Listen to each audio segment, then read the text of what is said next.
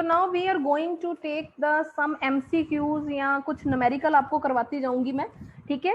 तो मैं आपको पहले लिख देती हूँ रिलेशनशिप थोड़े से, हमें पता है क्वेश्चन के साथ ही करते जाएंगे, वन बाय वन मैं क्वेश्चन लेती हूँ, ठीक है।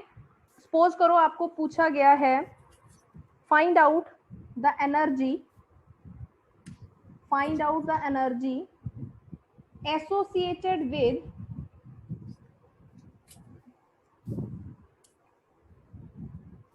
Associated with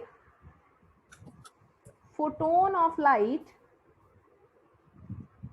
having wavelength of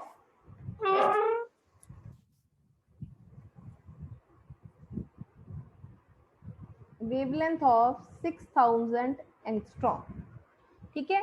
ये हमें दिया गया है न्यूमेरिकल में। तो पहला रिलेशन जो इस चैप्टर में इंपॉर्टेंट है that is equal to E equal to h mu, ये आप लोगों को पता है सभी को, ठीक है। और म्यू किसके बराबर होता है, it is C by lambda. तो यहाँ से आप सीधी वैल्यू निकाल सकते हो। H हमें पता है, H क्या होता है 6.624 10⁻⁻34, ठीक है। ये होता है अर्ग पर सेकेंड, ये H की वैल्यू है, अर्ग में जो वैल्यू होती है।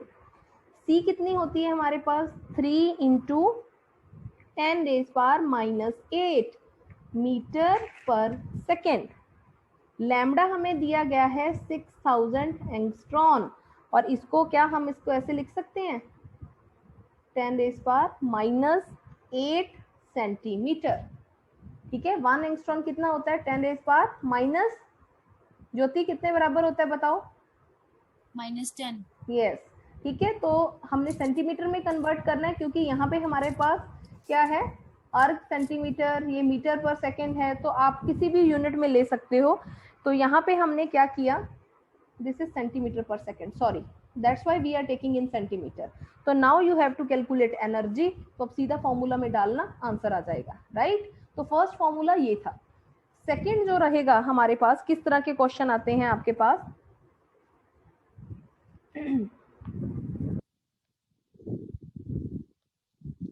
यस, तो बोहर जो मॉडल है, आप सभी जो सुन रहे हो मेरे को, बोहर मॉडल से बहुत सारे क्वेश्चन आते हैं and this is the most important area, बहुत क्वेश्चन आते हैं यहाँ से। तो यहाँ से वही चीज जो आपको मैंने बताई हुई थी, पिछली वीडियो में भी बताई है, 1/λ it is equal to R 1/n1 square minus 1/n2 square, ये होती है वेवलेंथ स्पेक्ट्रल लाइंस की जब हमने कैलकुलेट करनी होती है। बोहर मॉडल के जितने भी मैं फॉर्मूले हैं एक बार मैं दोबारा रिवाइज करवाती हूँ, देखते जाना, ठीक है। बोहर मॉडल के अकॉर्डिंग जो एनर्जी है हमारे पास that is equal to, energy is equal to minus 13.6 Z square upon N square, 13.6 Z square upon N square electron volt per atom.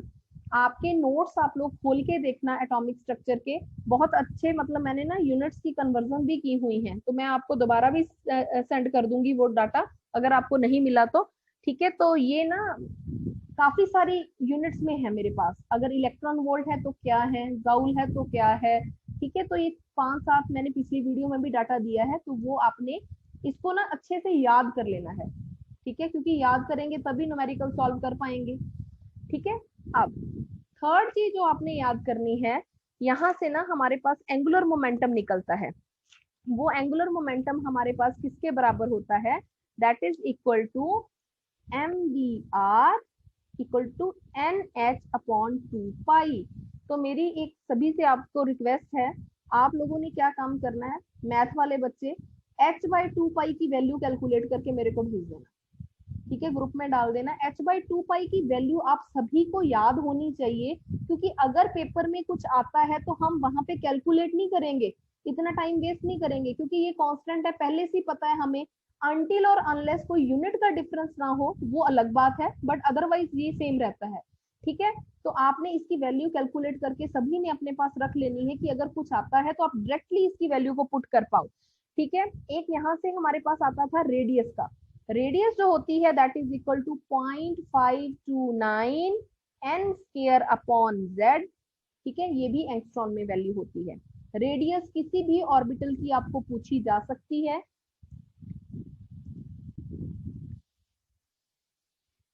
तो यहाँ से एक चीज एक बार करेक्शन कर लो, जो 6.624 है दैट इज -34 वाली जो वैल्यू है वो जूल में आती है, और अगर -27 वाली वैल्यू आपको दी गई हो दैट इज अर्ग पर सेकेंड। ठीक है, तो ये याद रखना है आपने। ठीक है, अब हम करने वाले हैं नेक्स्ट फॉर्मूला, मैं आपको बता रही हूँ जो आपने याद रखना है कि रेडियस जो थी that is equal to 0.529 n square upon z। n क्या है, कोई भी ऑर्बिटल हो सकता है। ठीक है, ये k है, l, m, n, इसके लिए n की वैल्यू 1, इसके लिए 2, 3, 4, प्रिंसिपल क्वांटम नंबर। ठीक है, या मैं इसको ऐसे बोल सकती हूँ, मान लो कि ये ग्राउंड लेवल है, ग्राउंड लेवल के लिए n हमेशा 1 रहता है, दिस इज 2, दिस इज 3। अगर मैं कहूँ कोई इलेक्ट्रॉन जंप करके हायर लेवल पे गया, फर्स्ट लेवल पे गया, तो हमारे पास जो ट्रांजिशन हो रही है first excited state, it is n equal to 2।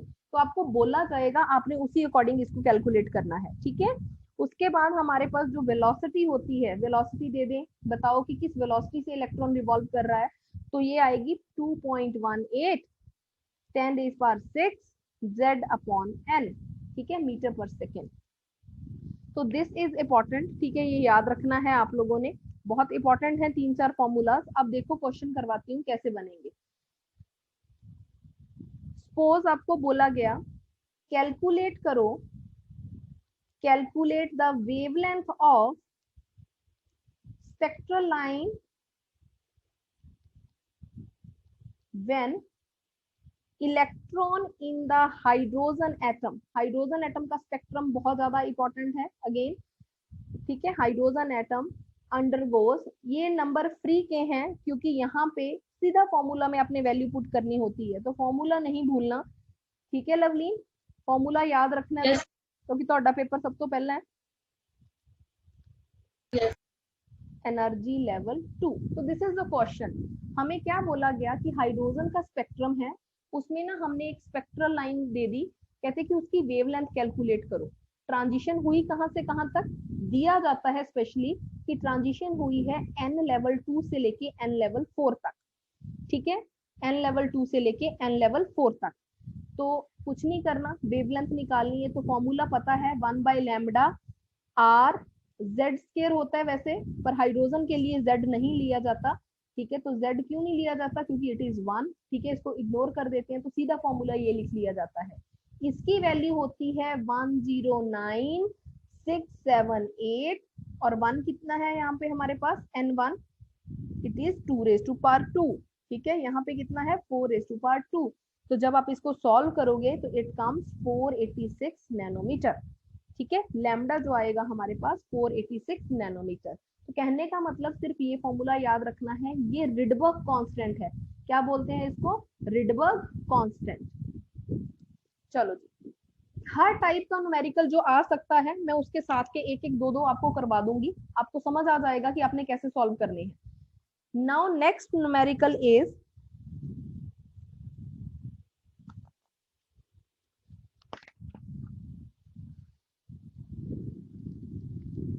just wait.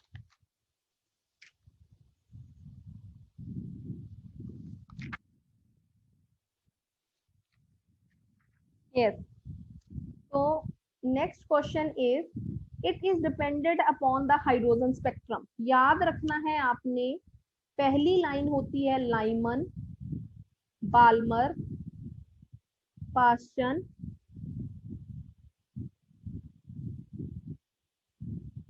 आगे क्या थी, ब्रैकेट, हाँ मैं bracket, yes bracket, fund and Humphry. ठीक है, ये हमारे पास हम्फ्री। ठीक है, कितनी सीरीज होती है। यहाँ पे ना हमारे पास n जो होता है वो 1 होता है, यहाँ पे n1 2 होता है, यहाँ पे n1 3 होता है, यहाँ पे n1 4, this is 5 and this is 6। अगर n1 हमारे पास 1 है तो n2 कहाँ से स्टार्ट होगा, 2, 3, 4 एंड सो ऑन। यहाँ n2 कितने से स्टार्ट होगा, 3 4 5 सो ऑन। 3 4 5 ठीक है, तो आप खुद कर लेना, ये वही चीज है जो मैंने पिछली वीडियो में भी करवाई है। ठीक है, तो यहाँ पे N2 कितना हो गया, हाँ 6 जी 7, यहाँ पे 7 8 सो ऑन। याद रखना है यहाँ से क्वेश्चन क्या बन सकता है, बहुत बहुत इंपॉर्टेंट एमसीक्यू के लिए। ये होता है यूवी रीजन में। ठीक है, बाल्मर एक ऐसी लाइन है हाइड्रोजन के स्पेक्ट्रम में जो विजिबल रीजन में होती है, जिसको हम नेक्ड आई से देख सकते हैं। बाकी बची हुई सारी आयर में होती है। All are in the IR region. पहला क्वेश्चन तो यहीं से बन सकता है आपका कि कौन सी लाइन किस सीरीज में होती है। ठीक है, तो इसको याद कर लेना। ठीक है, एल बी पी, ठीक है, बी पी एच, ऐसे करके कुछ ऐसे जिस तरह से भी आपको याद होता है इसको याद करना पड़ेगा आपको। तो अगर आपको क्वेश्चन दिया जाए, जैसे क्वेश्चन आया आपके पास, शो दैट, यहां से न्यूमेरिकल बन सकते हैं, बस सिर्फ N1 N2 आपको याद रहे। Show that Balmer series occurs between 3647 angstrom and 6563 angstrom। ठीक है, इसने ना इतनी वैल्यू दे रखी है न्यूमेरिकल का, जैसे कोई हमारे पास मुंह सिर नहीं बन रहा, पर फिर भी हम इसको सॉल्व करके देखेंगे कि कैसा है। हमें पता है कि हमारे पास वेवलेंथ के लिए एक ही फॉर्मूला है स्पेक्ट्रल लाइंस का, that is R 1/N1 square upon N2 square, right. हमें पता है बाल्मर के लिए N1 कितना होता है, 2। अगर ये 2 होता है तो हमें तो सिर्फ इतनी ही चीज पता है कि ये 2 है, तो हम 2 स्क्वायर कर देंगे और N2 स्क्वायर, इसको ऐसे ही पड़े रहने देंगे। N मान लो, N लेवल कोई भी लेवल हो सकता है क्योंकि हमें नहीं दिया गया कुछ भी। अब अगेन N लिख सकते हैं 3 4 5 अप टू इंफिनिटी। अब हमें पता है कि जो हमारे पास, अब देखते जाना एक बार, मान लो मैं लैम्बडा मैक्स लिखूं N इक्वल टू 3 के लिए, मान लो मैं 3 के लिए निकालूं, तो मैं कैसे निकाल सकती हूँ, इट इज 1 अपॉन, मैंने उल्टा कर दिया सारा। ठीक है, 1 अपॉन आ गया R 1/2 स्क्वायर माइनस 1/3 स्क्वायर, तो इट इज 36/5R। जब इसको सॉल्व करोगे 36 डिवाइडेड बाय 5 इंटू 1.0968, तो सॉल्व कर लेना, इट इज नियरली 6563 एंगस्ट्रॉम। ठीक है, 6563 एंगस्ट्रॉम। अब ये तो हमें पता चल गया, हमारे साथ मैच कर रही है ये वैल्यू। अब अगर मैं इन्फिनिटी वैल्यू लेके चलूं, इनफाइनाइट लेवल लेके चलूं, तो उसके अकॉर्डिंग अगर आप निकालोगे तो क्या बनेगा, R 1/2 स्क्वायर माइनस 1/इंफिनिटी का स्क्वायर, और इसको जब सॉल्व करोगे आप तो इसकी वैल्यू आती है 3647 एंगस्ट्रॉम। तो ये यही तो पूछ रहा था कि जो बाल्मर है हमारे पास सीरीज, वो हमारे पास, हमें ये पता है कि N1 2 था, और इसके आगे सारी सीरीज 3 4 5 6 अप टू इंफिनिटी जाएंगी, तो मतलब पहला लेवल ले लिया और एक एंड लेवल ले लिया, तो उसी की ये दो वेवलेंथ्स आई हैं और वो हम निकाल भी रहे हैं। ठीक है, समझ आया। Now next question is,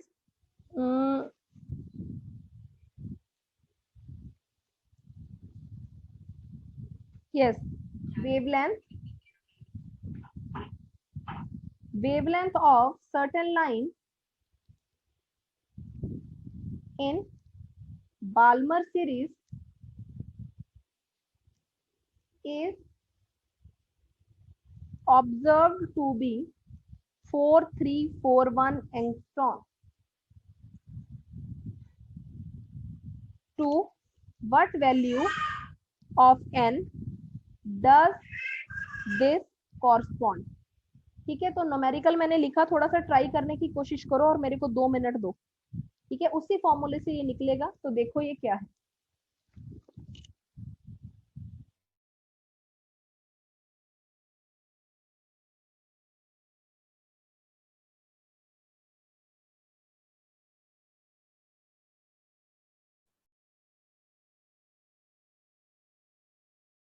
hello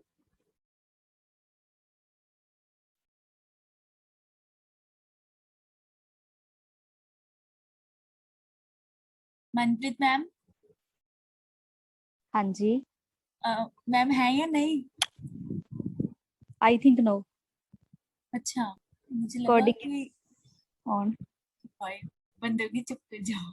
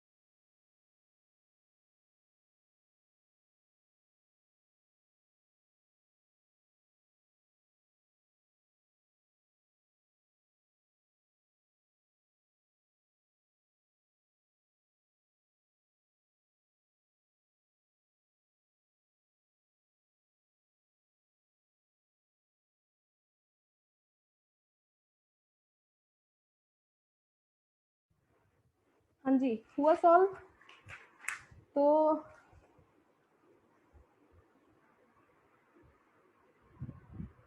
yes, तो we will start with the solution. किसी ने किया इसको, पता चला? मैम n1 2 आएगा और दूसरा n हमने निकालना है। हाँ जी, ये तो निकालना हमने है। निकाल कैलकुलेट, मैम दे रखी है। यस कैलकुलेट करो आप, फिर मेरे को बताओ। Yes, it is 1 upon lambda, it is equal to r 1 upon n1 square minus 1 upon n2 square। तो ठीक है, हमें लैम्डा की वैल्यू दी हुई है, ठीक है। हमने निकालना क्या है यहाँ पे, हमने n2 निकालना है, क्योंकि ये तो हमें पता ही है। तो एक बार जो जो वैल्यूज दी गई हैं वो पुटअप कर लो। 4341, it is 109678, it is 1 upon 2 square minus 1 upon nth level है, ये निकालना है आपने, ठीक है। तो इसको कैलकुलेट कर लेना आप। तो n की वैल्यू मेरे पास यहाँ पे 5 आएगी कैलकुलेट करने के बाद, ठीक है। तो एवरीथिंग इज गिवन, ये आपने करके देखना होगा, तो n 5 आएगा, ठीक है। तो इस तरीके से ये सेकंड टाइप बन गई कि हमें एक दिया है वैल्यू, एक n नहीं दिया, तो उस अकॉर्डिंग हमने इसको कैसे कैलकुलेट करना है। देखो एक और करते हैं, ठीक है, वो अलग टाइप का मिलेगा आपको। यस, तो next numerical is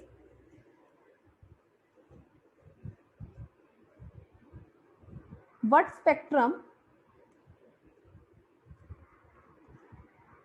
spectrum transition in the hydrogen have same wavelength as Balmer transition n equal to 4 to n equal to 2 of He plus spectrum।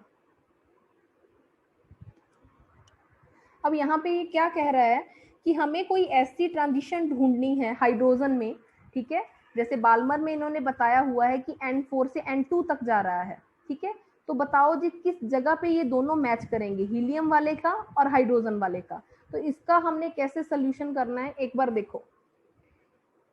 For He plus, ये डाटा हमें जो दिया गया है वो हीलियम के लिए दिया गया है, तो फॉर्मूला हम लगा लेंगे। जब हमें इस कम स्टेटमेंट समझ आए ना, तो आपने इतना ज़्यादा टेंशन नहीं लेनी, जो चीज़ें हमें पता है वो लिख लो पहले एक साइड में। तो हमें सिर्फ ये अभी तक मेरे को समझ आया न्यूमेरिकल में, मेरे को अभी तक कुछ भी समझ नहीं आया।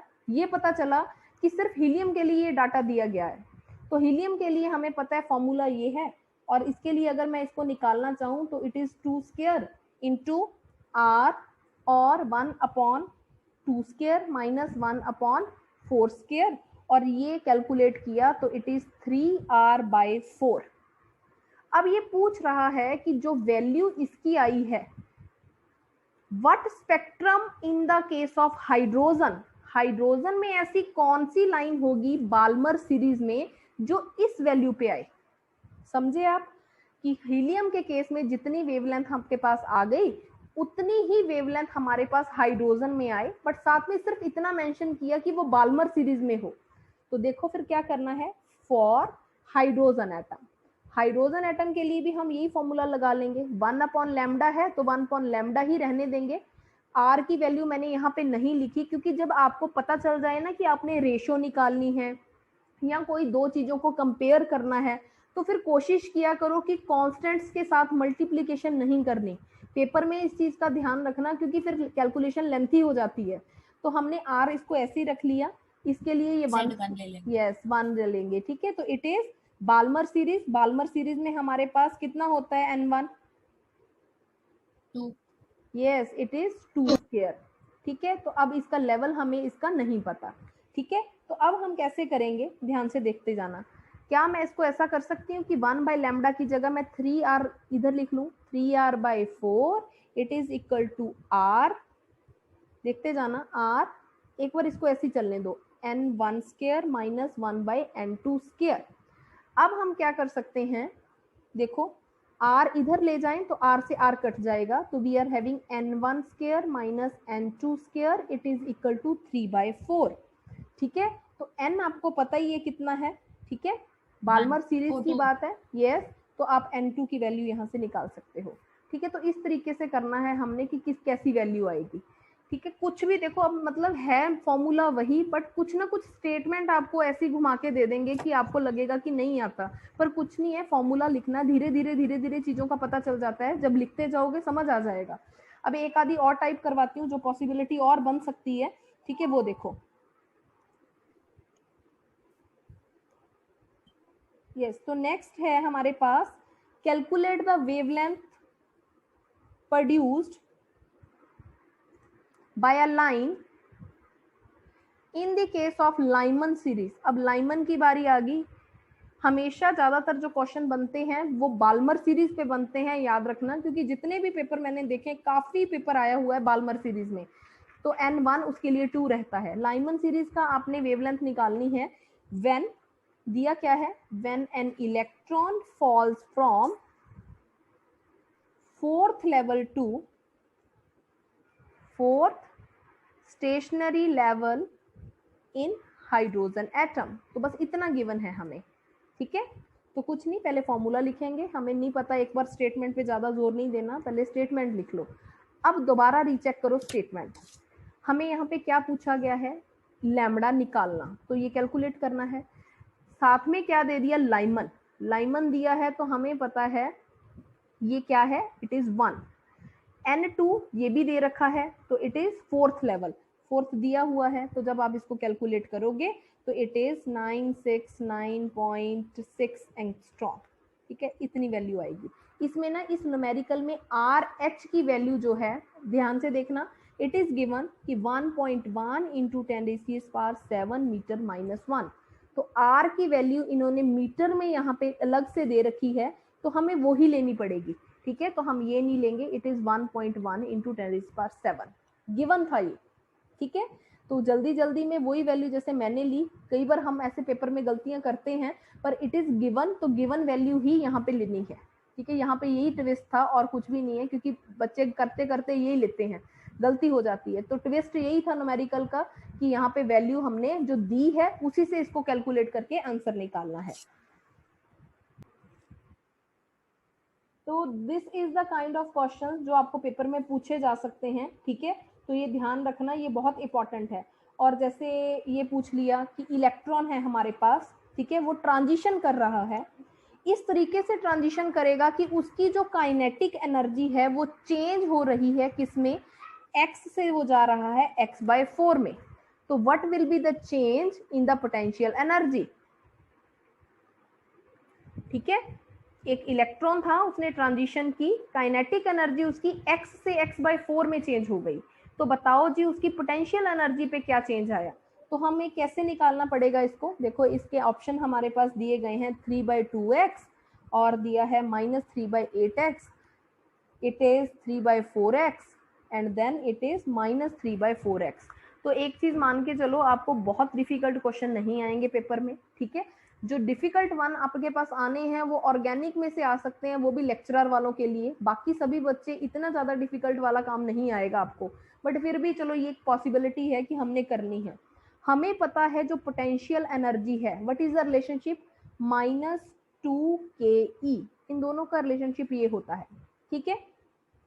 तो potential energy will change from, कहां से कहां तक जाएगी, अगर काइनेटिक एनर्जी हमारी x से x/4 तक जा रही है, तो पोटेंशियल एनर्जी मैं इस ऐसे लिख सकती हूँ कि -2x से -2x/4 तक जा रही है, ठीक है। तो चेंज कितना होगा हमारा, फिर चेंज मतलब दोनों का डिफरेंस, डिफरेंस निकालना है, तो हम क्या करेंगे, जहां तक वो वैल्यू गई है पहली वैल्यू उसमें से माइनस कर देंगे, तो it is -x/2 plus 2x and I think it is 3x/2, ठीक है। तो दिस इज द आंसर। जिनका पेपर 20th को है मास्टर केडर का, प्लीज लिसन वन थिंग, कि आप लोगों ने क्वांटम नंबर्स पे फोकस करना है, बिकॉज 95% चांसेस हैं पेपर में क्वांटम नंबर ही आए। सेकंड क्वेश्चन जो हमारे पास आ सकता है वो हाइड्रोजन के स्पेक्ट्रम से है, और वो हमने कर ही लिया कि हमारे पास यही फॉर्मूला है जो हर जगह यूज होगा, ठीक है। उसमें आपको क्या दिया सकता है, आपको लाइनें दे देंगे कि लाइनमन है, बाल्मर है या पास्टन है, ब्रैकेट है, कुछ भी दे सकते हैं आपको, तो उसके अकॉर्डिंग आपने ये वैल्यू निकाल लेनी है। हो सकता है कई जगह पे वेवलेंथ गिवन हो, आपको सेकंड लेवल का पूछा जाए, हो सकता है कि आपको कोई दो वेवलेंथ को कंपेयर करके कोई वैल्यू निकालनी हो, ठीक है, या फिर आपको कोई ट्रांजिशन का इसका एनर्जी, जैसे लैम्डा निकाल लिया तो हो सकता है ई आपको बोल दे एनर्जी निकालो, इट इज एच म्यू, ठीक है, तो म्यू क्या होता है, एच सी बाय लैम्डा, तो सी हमें पता है it is velocity of light, lambda यहाँ से निकल गया तो एनर्जी भी निकाल सकते हो। तो इस तरीके से ये क्वेश्चन आ सकते हैं। तो ये दोनों मोस्ट इंपॉर्टेंट एरिया है जो मेरे को लगता है कि आपके पेपर में आ जाने चाहिए। स्टिल उसके बाद जो बचता है आपके पास बोहर मॉडल वाला केस, तो ये तीनों चीजें आप लोगों ने अच्छे से इसको रिवाइज करना है। और आपने आज का जो आपका होमवर्क है आपका ये है कि आपने इस फॉर्मूलाज को, जिनका पेपर 20th को है, वो कम से कम 2-3 बार उस फॉर्मूलाज को एक बार लिख के देखेंगे, then you have to do the question. Previous years question जितने भी हैं I will going to send on the WhatsApp, ठीक है, व्हाट्सएप में आपको भेज दूंगी इस चैप्टर के जो हैं, तो आपने उसको सॉल्व करना है। प्रीवियस ईयर्स वालों को तो ऐसा समझ लो कि क्वेश्चन आए तो आपको आंसर पता हो सीधा कि हमने ये टिक मारना है, ठीक है, क्योंकि यहाँ से कम 10 नंबर का तो पेपर आपका रिपीट होता ही होता है। तो अगर 10 नंबर भी आ गए तो भी ये फ्री के नंबर है, ठीक है। तो 10 मार्क्स का आपके पास 7 पेपर हैं, 7 पेपर में से कम 10-12 नंबर का पेपर रिपीट हो जाएगा या उसके ही जैसा आ जाएगा। सेकेंड थिंग, उसके बाद जो आपने करनी है, जितनी नेम डायरेक्शन है, ठीक है, please take care of this thing, जितनी नेम डायरेक्शन है लवलीन जो आज तक आपने एक कॉपी पे लिखी होंगी या बुक के पीछे किसी के भी पीछे दी होंगी, तो आपने सारी की सारी रिवाइज करनी है, डेली रिवाइज करनी शुरू कर दो, 5-5, 10-10 डायरेक्शन। अभी 15 दिन है आपके पास, यहाँ से कम 5 नंबर का पेपर आ जाएगा, कम से कम, ठीक है, मिनिमम 5 मार्क्स लिख रही हूँ, हो सकता है ज्यादा बढ़ जाए। उसके बाद जितने क्वेश्चन आते हैं, ठीक है, वहां से जैसे Saytzeff rule, Saytzeff rule is very very important, Markovnikov rule हो गया, या कहीं पे कार्बोकेटाइन की रीअरेंजमेंट हो रही है तो देयर इज अ पॉसिबिलिटी 100% की क्वेश्चन पेपर में आएगा ही आएगा। ये 3 चीजें हॉट एरियाज हैं ऑर्गेनिक के, ठीक है। उसके बाद नेम डायरेक्शन, जैसे पिछली बार HVZ डायरेक्शन आ गई थी, तो ये सीधा सीधा मॉलिक्यूल देख के आपको पता चलेगा कि क्या है, ठीक है। तो अगर इतना काम कर लिया तो 5-15 और मतलब 20 नंबर तो कम से कम मान लो आ गए। बाकी फिर पेपर में ना 50 मार्क्स में से कम 10 का क्वेश्चन ऐसे होते हैं जो बिल्कुल सिंपल होते हैं, बिल्कुल सिंपल, जो सीधा 1 लाइन क्वेश्चन होता है और आपको पता ही होता है कि हर बच्चे को आते होते हैं वो, ठीक है, कि इसका आंसर क्या है। क्योंकि जब तुक्का मारते हैं तो तुक्के वालों का भी 5-10 नंबर आराम से आ जाते हैं जो बिल्कुल पढ़ के नहीं गया होता। पिछली बार वाला आप अपना केस सोच के देखो कि अगर आपने नहीं पढ़ा तो वो क्वेश्चन आपको बेसिक आते थे, तो उतने क्वेश्चन इस बार भी आपको पेपर में मिल जाएंगे। तो मिनिमम आपके कम से कम 35-40 तक आराम से नंबर जा सकते हैं। तो थोड़ा सा एक बार स्मार्टली इसको पढ़ते जाओ, ठीक है।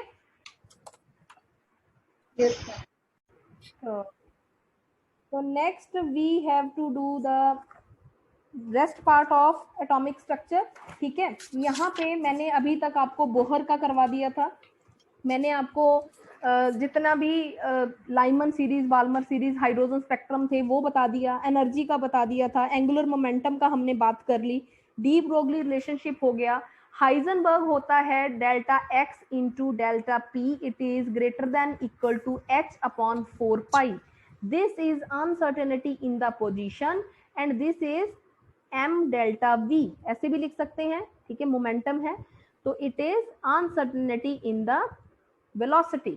तो यहाँ से ना सीधा एक्सप्रेशन का कुछ पूछा जा सकता है अगर आए तो, क्योंकि काफी पेपर्स में मैंने इसको देखा है नीट जेईई के लेवल में, तो एक्सप्रेशन कई बार उल्टा पुल्टा कर देते हैं, यहाँ से क्वेश्चन इस तरीके से पूछ सकते हैं वो, और यहाँ से कुछ नहीं बनता। Now the most important area of the topic, ठीक है, it is the quantum number. Quantum number हमारे पास 4 होते हैं, it is n, it is l, it is m and it is n। तो आप लोगों ने पहले तो इनका ये याद कर लेना है वो किस किस ने दिए हैं। ये जैसे बोहर ने दिया था, ठीक है, l हमारे पास लैंडे स्प्लिटिंग फैक्टर आपने सुना होगा स्पेक्ट्रोस्कोपी में, ठीक है, तो l जो हमारे पास लास्ट वाला S, यस इट इज, मैं करती हूँ ठीक है इसको, सोमरफील्ड ने दिया था l, it is given by Landé, और दिस इज s, ठीक है, स्पिन क्वांटम नंबर। ये दिया था अल्हनबेक एंड गोल्डस्मिथ, गाउडस्मिथ, ठीक है, तो पहले तो इसके नेम याद कर लेने हैं, क्योंकि सीधा सीधा ना कई बार इसके पेपर में मैंने काफी देखा हुआ है, पेपर्स में आ जाता है। अब n क्या है, n हमें क्या बताता है, n बहुत इंपॉर्टेंट है, क्योंकि इसमें जितने भी आपने कैलकुलेशंस अभी तक की हैं वहां हर जगह n था। n का मतलब क्या होगा, प्रिंसिपल क्वांटम नंबर, और प्रिंसिपल क्वांटम नंबर से आप एनर्जी निकाल सकते हो, आप यहाँ से क्या कैलकुलेट कर सकते हो, और रेडियस कैलकुलेट कर सकते हो। जितना भी बोहर का काम था ना वो इसी से था, ठीक है। उसके बाद हमारे पास मतलब बेसिकली यहाँ से मेरे को पता चलता है शेल का, कैसे, ये न्यूक्लियस है, इट इज n KLMN, इसकी n 1 है, इसका 2, इसका 3, इसका 4, ऐसा। उसके बाद आता है L हमें सोमरफील्ड ने दिया था, और उसके अकॉर्डिंग इसको क्या बोलते हैं, एजीम्यूथल क्वांटम नंबर या सब्सिडरी क्वांटम नंबर। तो L जब निकालना है आपने, ये 0 से लेके n-1 तक कैलकुलेट कर सकते हैं। M होता है मैग्नेटिक क्वांटम नंबर, जो हमारे पास ओरिएंटेशंस का बताता है, और इसको निकालते हैं -L टू +L तक, और S हमेशा +½ या -½ रहेगा। ये 4 है हमारे पास, ठीक है। तो पिछली वीडियो में मैंने सारी डिटेल बता दी थी। अब इसके क्वेश्चंस करते हैं कुछ, फिर आपको पता चलेगा कि कैसे इसको कैलकुलेट करना है, ठीक है। बहुत इंपॉर्टेंट एरिया, ठीक है, ये याद रखना आप, क्योंकि यहाँ से क्वेश्चन आने के पहले 100% चांसेस हैं। इसके बेस पे जितनी भी कॉन्फ़िगरेशन है वो बहुत इंपॉर्टेंट है। तो let us start. Yes, for example electron present in K shell of atom will differ in, सिर्फ K shell लिखा इन्होंने और कुछ भी मेंशन नहीं किया, और पूछ रहा है कि वो कहाँ पे डिफर करेगा। फर्स्ट है प्रिंसिपल क्वांटम नंबर n की वैल्यू में, एजीम्यूथल क्वांटम नंबर में, थर्ड है हमारे पास मैग्नेटिक क्वांटम नंबर में, एंड D हमारे पास है स्पिन क्वांटम नंबर में। तो इसका आंसर क्या होगा, बताओ।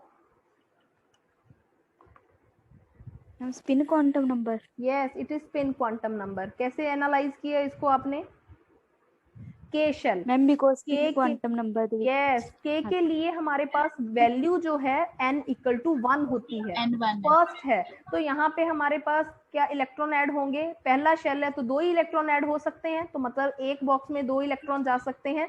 तो डिफरेंस और कहाँ पे पड़ेगा, s ऑर्बिटल के लिए L की वैल्यू 0 होती है, ये कोई डिफरेंस नहीं है, पर सिर्फ यहाँ पे स्पिन का डिफरेंस आ सकता है +1/2 या -1/2, ठीक है। तो नेक्स्ट क्वेश्चन करते हैं। मैग्नेटिक क्वांटम नंबर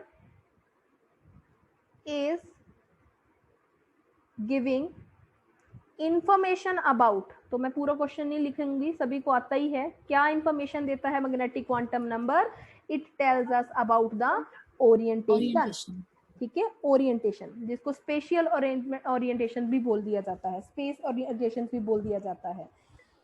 अब हमारे पास नेक्स्ट क्वेश्चन है, ये बहुत आता है क्वेश्चन, बहुत बहुत इंपॉर्टेंट, कि कई बार ना नंबर ऑफ इलेक्ट्रॉन्स पूछ लेते हैं, number of electrons in a shell and number of electrons in a sub shell, these are two different term. Shell है तो हमारे पास जो नंबर ऑफ इलेक्ट्रॉन्स हैं दैट इज n², 2n², ठीक है। n क्या होगा हमारे पास, प्रिंसिपल क्वांटम नंबर। अगर हमारे पास सब शेल का पूछा जाए तो यहाँ पे इसकी वैल्यू आती है 2l + 1। तो अब यहाँ से जैसे क्वेश्चन पूछा गया है एक, कि maximum number of electrons in subshell for l = 3, subshell. पहले तो यहाँ जल्दी में 100% मेरे को पता है कि बच्चे ना यहाँ से बहुत गलतियां करते हैं, 2n² लगाते हैं, ये नहीं पढ़ते। अगर सबशेल ना भी दिया हो, L दिया हुआ हो, तो हमें पता है ना कि ये क्या है, सब्सिडरी क्वांटम नंबर है, एजीम्यूथल क्वांटम नंबर है, तो हमने यही वाला लगाना है। तो फॉर्मूला 2l + 1, तो यहाँ पे कितने इलेक्ट्रॉन हो सकते हैं, देखो 2 3 6 7, तो 14 इलेक्ट्रॉन हो सकते हैं। 14 किस में हो सकते हैं, अब ऐसा भी पूछ सकता है, तो f ऑर्बिटल होगा, ठीक है, f के लिए। तो इसको आप ऐसे भी जज कर सकते हो, अगर नहीं भी निकालना चाहते, SPDF, L की वैल्यू इसके लिए 0, इसके लिए 1, इसके लिए 2, इसके लिए 3। तो सीधा आप इसको ऐसे भी जज कर सकते हो कि L की वैल्यू 3 हमेशा F के लिए ही होती है। तो F कितने अकोमोडेट कर सकता है? 7 कमरे होते हैं इसके पास, 7 रूम्स, तो 14 इलेक्ट्रॉन्स। ठीक है, इस तरीके से कैलकुलेट कर सकते हो। तो उसके बाद जैसे यस, तो यहाँ अब क्वेश्चन है, एजीमिथल क्वांटम नंबर मेरे पास दिया गया है L इक्वल टू 1, तो what is the shape of orbital? क्योंकि L हमारे पास शेप भी बताता है ऑर्बिटल्स की, तो बताओ कि इसकी क्या शेप होगी। ठीक है, तो क्वेश्चन में इसका दिया हुआ है स्फेरिकल, सेकंड इसका दिया गया है डम्बल शेप्ड, उसके बाद दिया गया है डबल डम्बल, और उसके बाद दिया गया है complicated shape. Complicated shape, nothing is mention. Ma'am dumbbell shape. Yes, it is dumbbell shape. Why it is dumbbell shape? Listen, because हमें पता है SPDF, L is equal to 0, 1, 2, 3. तो always remember this thing, please. ये बहुत important है। तो L की value अगर 1 है तो इट इज P। तो P की हमारे पास शेप्स कैसी आती हैं? It is like this, dumbbell की तरह। ठीक है, it is x axis, it is Z axis, P Z है ये, या फिर पी वाई है। ठीक है, तो it is dumbbell shaped. L हमेशा शेप बताता है, याद रखना, क्योंकि ये छोटी छोटी चीजें हैं जो हम भूल जाते हैं। ठीक है, तो दिस इज इंपॉर्टेंट वन। तो नेक्स्ट क्वेश्चन हमारे पास है, यस, तो क्वांटम नंबर हमें दिया गया है, the quantum numbers for outer electrons of atom is given by, it is n equal to 2, L equal to 0, m equal to 0, s equal to plus 1/2। तो हमें atom बताना है, वो लिथियम के लिए है, बेरिलियम के लिए है, हाइड्रोजन के लिए है, D is बोरोन। तो like in this type of questions, जब हमें कोई भी आइडिया ना हो कि हमने कैसे अप्रोच करना है, तो यहाँ एटम्स अलग अलग दिए हैं, तो आप इनकी कॉन्फ़िगरेशन पहले लिख लो। कॉन्फ़िगरेशन लिखने के बाद देखो यहाँ से जजमेंट होगी कि L 0 है, तो हमारे पास 0 वाला क्या होगा? S। तो P वाला तो काट दो आप, P वाला खत्म, बोरोन खत्म, 3 बचे हैं। तो L 0 है तो M तो ऑटोमेटिकली 0 होगा, इसके केस में भी, इसमें भी, इसमें भी, क्योंकि वैल्यू -L2 + L जाती है, तो ये हमारे पास, ये तो ऑटोमेटिक है। अब यहाँ दोनों से अंदाजा लगाना है आपने। N2 है, 2 मतलब लास्ट इलेक्ट्रॉन 2 में जा रहा है, this is the principal quantum number N। तो यहाँ तो 1 है, ये भी कट गया, ये 2 बचे। अब स्पिन 1/2 दी है, जिसमें अनपेयर्ड इलेक्ट्रॉन है, अनपेयर्ड इलेक्ट्रॉन तो इसमें है, इसमें 2 पेयर्ड हैं, तो स्पिन 0 हो जाएगी। तो in this way you have to approach the questions, right. तो लास्ट जो टॉपिक मेरे अकॉर्डिंग बचा है, that is the Aufbau principle. Aufbau principle में हमारे पास जब भी फिलिंग होनी है, वो हाईएस्ट एनर्जी लेवल के बेस पे होगी, 1s, 2s, 3s, 4s, 5s, तो 2p, 3p, 4p। मैंने आज की वीडियो में ये बताया है, अगर देखी हो आपने, तो ये कैसे आए हैं। हमेशा हम ऐसे ही पढ़ लेते थे इसको, बट इसको किया कैसे है वो कभी नहीं किसी ने बताया। ठीक है, हमेशा हम रट्टा मारते थे। तो ये वैल्यू कैसे ड्राइव की गई है वो मैंने आपको आज की वीडियो में बताया है, तो वो प्लीज देख लेना आप लोग। तो ये तरीका है कहने का, मतलब जब भी फिलिंग करनी है 1s पहले जाएगा, फिर 2s, फिर 2p, 3, ऐसे फिलिंग करते हैं हम। अगर किसी केस में आपको एनर्जी का कुछ पूछा गया हो, तो एनर्जी हम n+L वैल्यू से देखेंगे, और अगर 2 एटम्स का n+L वैल्यू सेम आ जाए, तो आपने चेक करना है लो वैल्यू n की किस में है, उसकी एनर्जी कम होगी। दोबारा फिर सुनो, जिसकी n+L वैल्यू कम है उसकी एनर्जी भी कम है। बट अगर कुछ ऐसा केस दिया गया, क्योंकि सिंपल तो कभी पेपर में देते नहीं है, तो अगर कुछ ऐसा हो कि 2 एटम्स की n+L वैल्यू भी सेम है और पूछें कि एनर्जी बताओ जी किसकी कम है, फिर हम क्या करेंगे, n जिसका छोटा है उसकी एनर्जी भी कम है, and this rule is known as Bohr Bury rule. ठीक है, तो ये फर्स्ट क्वेश्चन बन सकता है इसमें से। उसके बाद हमारे पास आता है जैसे poly exclusion principle. Poly exclusion principle क्या बताता है कि जितने भी एटम्स हैं, किसी भी एटम का जो क्वांटम नंबर है वो दूसरे के साथ सेम नहीं हो सकता। Every atom has different 4 set of quantum number. जो 4 हमने लिखे हैं वो अलग अलग आएंगे, N, L, M, S। हो सकता है 3 किसी के सेम आ जाए, मान लो A atom, B atom 3 same है, पर डेफिनेटली एट द एंड उनकी स्पिन जरूर अलग होगी। तो this is the poly exclusion principle. उसके बाद आता है जैसे हुन्स रूल ऑफ मल्टीपल मैक्सिमिसिटी। वो क्या बताता है कि हमारे पास जब भी फिलिंग होनी है वो पहले सिंगली फिल होंगे, फिर उसके बाद उसको डबल फिल करना है। ठीक है, तो इसका एक क्वेश्चन करवाती हूँ, फिर आपको खुद जजमेंट हो जाएगी कि किस तरीके से आपने इसके क्वेश्चंस करने हैं। ठीक है, तो which of the following electronic configuration दी गई है, वायोलेट्स, कॉन्फ़िगरेशन दे दी और पूछ रहे हैं कि ये कौन से लॉ को वायोलेट करेगी। तो it is 1 2 3 4 5 all are singly filled, उसके बाद 1, उसके बाद 1 1 ये वाला, और ये पूछ रहे हैं कि ये किसको फॉलो नहीं कर रहा, होन्स रूल, सेकंड है अफबॉ प्रिंसिपल, थर्ड है हमारे पास पॉली एक्सक्लूजन प्रिंसिपल, और डी है all of the above, all of the above. तो क्वेश्चन मेरे अकॉर्डिंग तो ये गलत है, ठीक है, जो भी दिया है, क्योंकि पहले ऊपर मेंशन कुछ भी नहीं किया हुआ कि कौन से ऑर्बिटल्स हैं। तो इट इज अंडरस्टूड कि ये डी है, ये एस लग रहा है, एंड दिस इज पी। आगे क्या है कुछ भी मेंशन नहीं है। ठीक है, कहाँ से स्टार्ट हो रहा है ये नहीं पता चल रहा। ठीक है, तो अगर मैं इसको 3D 4S 4P लिख लूँ अपने अकॉर्डिंग, ठीक है, तो इस तरीके से बताओ कि कौन सा रूल वायलेट हो रहा है। तो पहले तो ये फिलिंग गलत है, पहले सिंगली फिल्ड होते हैं फिर दोबारा से पेयर करते हैं, तो ये है होन्स रूल ऑफ मैक्सिमम मल्टीप्लिसिटी। ठीक है, इसको मतलब ये है कि गलत फिल हो रहा है। ठीक है, और ये अफबॉ प्रिंसिपल को भी नहीं कर रहा, क्योंकि इलेक्ट्रॉन्स की फिलिंग जब भी होनी है पहले एनर्जी लेवल लो हो उसमें होती, ऐसे नहीं कि सभी को ही अनपेयर्ड कर दो, पहले लोअर वाला फिल होगा पूरा का पूरा, उसके बाद फिर अलग जाएगा, फिर नेक्स्ट में जाएगा। तो अफबॉ प्रिंसिपल भी गलत है। ठीक है, तो अब ये वैल्यू ना पॉली की होती है या नहीं होती वो डिपेंड करता है, क्योंकि क्वेश्चन इनकम्प्लीट है जो पेपर में आया हुआ था। तो this is violating the 2 rules. ठीक है, इस तरीके से आपको कुछ पेपर में दिया जाएगा जिसके आपने अंदाजा लगा लेना है कि कौन सा रूल है। अब देखो एक जैसे क्वेश्चन और करवाती हूँ आपको, Aufbau principle is violated in which case. ठीक है, पूछ रहा है कि किस केस में अफबॉ प्रिंसिपल वायलेट हुआ है, फॉलो नहीं हो रहा। तो this question is correct because यहाँ 2S 2P मेंशन है, तो हमें पता चलेगा कि किस जगह पे हमने गलती की है या क्या क्या चीज होनी चाहिए।